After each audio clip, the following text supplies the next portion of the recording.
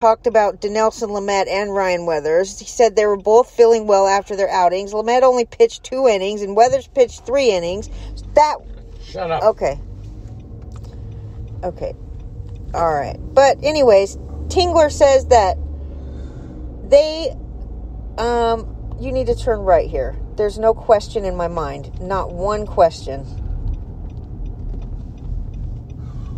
Okay, now we're on the way home. No question about it. Yay, home. Straight. Just drive straight. Tingler says the next steps for each pitcher are to be determined. So this is kind of like a new thing, really, that I'm seeing in baseball this year with these, it seems like they're bringing back players maybe a little earlier than they normally would have, but they're not playing them like at 100% right away. For instance, George Springer the other day, he comes back for a game, then he rests for a day. Who else is doing that? All kinds of players are doing that. Pitchers are coming back. Lamet is back, but he's only pitching 2 innings. What good is that for your fantasy roster? I mean, shoot. At least have him come in after an opener so he could qualify for the win, all right? But they don't. All right. They're off today, but tomorrow is Trevor Cahill. It doesn't matter because they're playing different teams, so moving on. The Dodgers at Cubbies. The Cubbies beat the Dodgers, and I think that's exactly what they needed because the Dodgers are a really intimidating team. Even though they're losing right now, they're still an intimidating team. I think even, you instinctually just think like, oh, no, they're playing the Dodgers, and then you say to yourself like, oh, shoot, I'd much rather see them playing a different team. But the Dodgers are not winning right now. So, anyway, the Cubs swept them 3 games. I bet Malpel is happy. I'm happy because I'm rooting for the Padres. At home already. Cubbies swept 3 from the Dodgers at Wrigley for the first time since 2008. That's right, not 2018, 2008. That's crazy. David Bote hit a winning single in the 9th in the previous day of the nightcap. Why do I care about that? I do not. Alec Mills got the win despite giving up 2 runs in 2 innings. Oh, gosh. Holy moly, Lenny. Oh, my goodness, look at this. Oh, it's a whole family. Hi, buddies. Oh, my goodness. I can't believe it. It's so cute. 2 big geese and a bunch of little chickies. Yellow chickies. How cute is that? Okay. Max Muncy homered for the 2nd straight game. He also hit an RBI double in the 10th. Just drive straight, please. Drive straight. Walker Buehler pitched 6 innings. Yeah, he was pretty good. I mean, look, man, the other day Kershaw had the shortest outing of his life.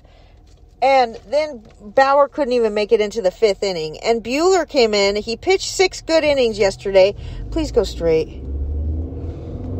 Corey Seager made a throwing error trying to force a runner out at second base in the 8th inning. And that is really where it all went south because the Cubs tied the game and then they went into extra innings after that. It was pretty crazy extra innings. It's kind of a fun to watch that.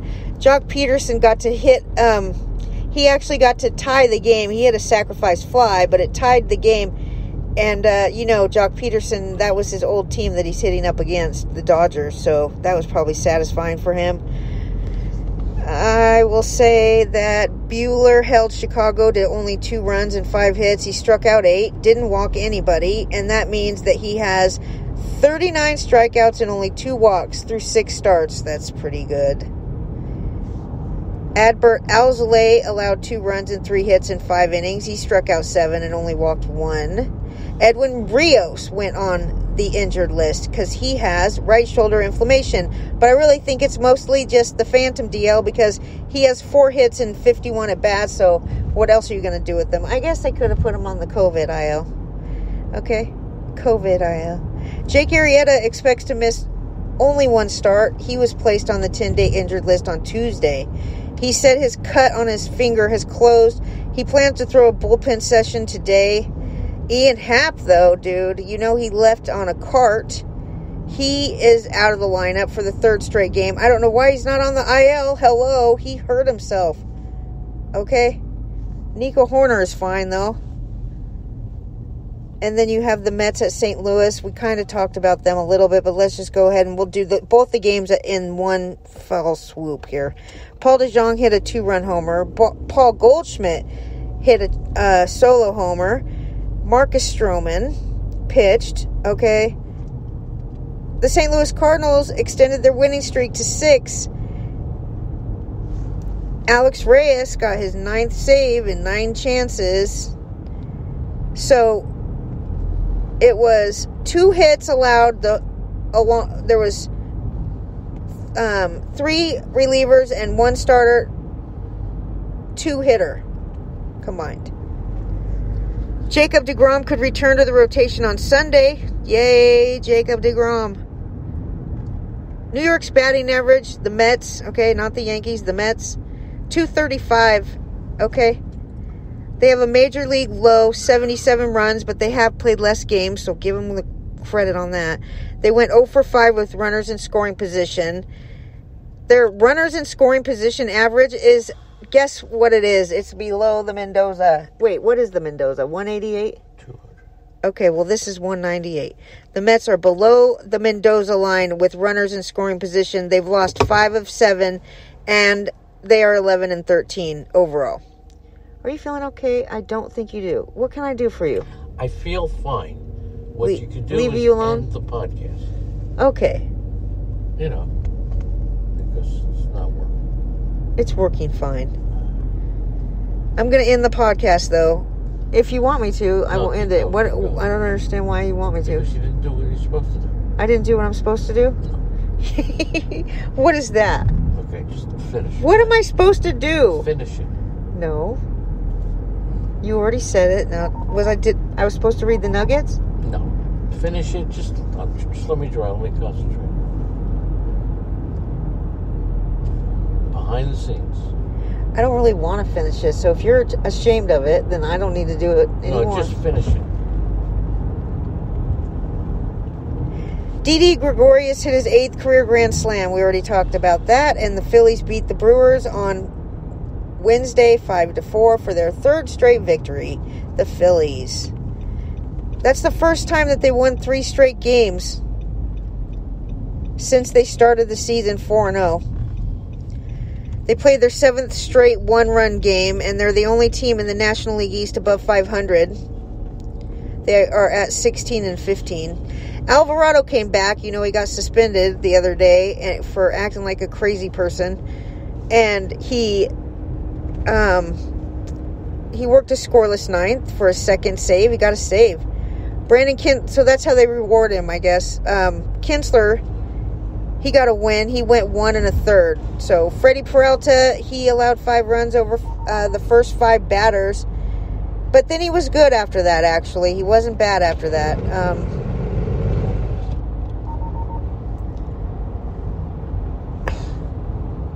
Bryce Harper wasn't in the lineup for the 3rd straight game. He's got a sore left wrist. What is it with this guy, man? He's been out, like, all the time. First it was his face that he got hit in the face. Now he's got a left wrist strain. 3rd straight game, but I think maybe he's been out the majority of the last week, at least. Roman Quinn went on the 10-day injured list with the laceration of the right index finger. Mickey Moniak, and Scott Kingery were both recalled from AAA. And Gene Segura, he singled, and then he was hit by a pitch and scored twice in his rehab assignment at AAA Lehigh Valley. So guess what? It's so nice to hear this. It's just really been a long time since I've read that a player is at AAA, okay, rehabbing on his way back to baseball. So the minor league season has started, and that is a really great feeling. Today is Zach Wheeler against Brandon Woodruff. Alrighty. Woodruff's allowed only 1 earned run in 18 career innings against the Phillies, so put him in your DFS lineup today. Brandon Woodruff. Alright, we're going to Cincinnati now, and Chicago White Sox. We already talked about them, so I will say that Keuchel hit Votto. Votto was actually doing pretty well this season, to be honest with you. He was hitting just on this homestand, he was hitting 280. I think he's hitting like 220 overall, but he does have like 5 home runs or 6 home runs on the season. So he was having a decent season. He will be out for about a month. That was the 61st time that he's been hit by a pitch. Maybe he needs to back up some. Hello? Take it as a hint, Joey Votto. You're standing too close to the plate. Okay? He did his 300th home run this year and 5 homers and 17 RBIs, okay? So Kyle Farmer is probably the most likely option that they'll use at first base for now. Jesse Winker, talked about that, winning single in the 10th inning. That was because Lurie Garcia was caught stealing in the top of the 10th. And so, anyway, it was easy for them to win the game. It was only okay, here's what I was trying to say earlier, but I couldn't read my notes. 4th scoreless tie through 9 innings in Great American Ballpark history. And it's the first since 2010 that 2 teams were scoreless and tied through 9 innings at Great American Ballpark. That's a pretty cool tidbit. Cincinnati stopped its 18-inning scoreless streak. Liam Hendricks, I told you, got his first loss since signing $54 million. That doesn't seem that big considering that other players are signing like $350 million. All right. Lucas Sims walked Grandal leading off. Billy Hamilton wrecked it. Billy Hamilton is a nightmare. He's a nightmare. He strikes out at the worst times. So, just saying that. John Gray, though, dudes. John Gray, please. Oh, no, this is Sonny Gray. I want to talk about John Gray. Let's go to that game. I want to talk about John Gray because I'm telling you what, I am going to pick him up. It was only about, 5 years ago that I was talking to Jake Seeley, and I was like, do you think that John Gray is worth picking up? Because he seems like he's a really good pitcher, but he's pitching in Colorado, of course, and it's just well known that pitchers in Colorado lose value because they're not very good. And he said he's absolutely worth picking up, like he has that much talent. He's got great talent. He never has so far lived up to his talent, but he has been excellent this year, and I believe... Why are you turning? Why are you turning? Okay. Do you know why you're turning? Yes. Why? It's Granny Road. Is something wrong? Yeah. What? We're going the wrong way then. I don't know. It doesn't seem right. Granny Road? Yeah, remember that? That's the street we live on. Yeah, but where's the gas station? I don't see the gas station on any side of the road. This is not Granny Road. Okay.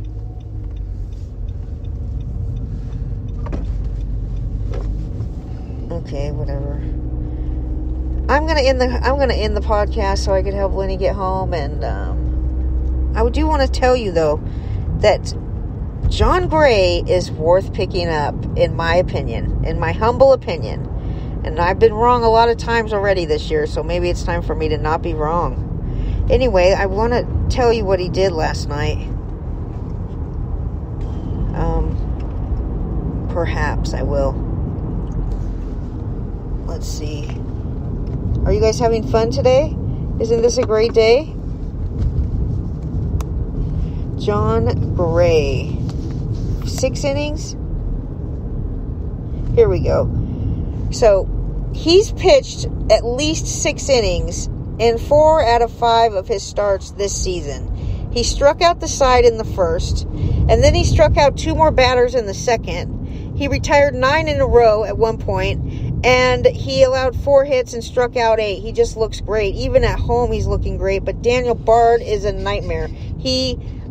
Daniel Bard got so lucky yesterday, but he did not look good. He has not looked good at all lately. He walked the first 2 batters. Okay? And just like Lenny said, Charlie Blackmon is heating up. He's starting to hit. He had a 2-run single. He went 2 for 4 yesterday. So, Logan Webb, this guy goes in and out of the rotation, but he was in yesterday. He struck out...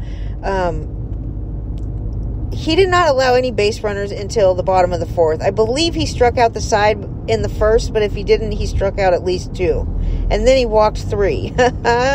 He got in all kinds of trouble, dude. He had the bases loaded. He gave up the lead.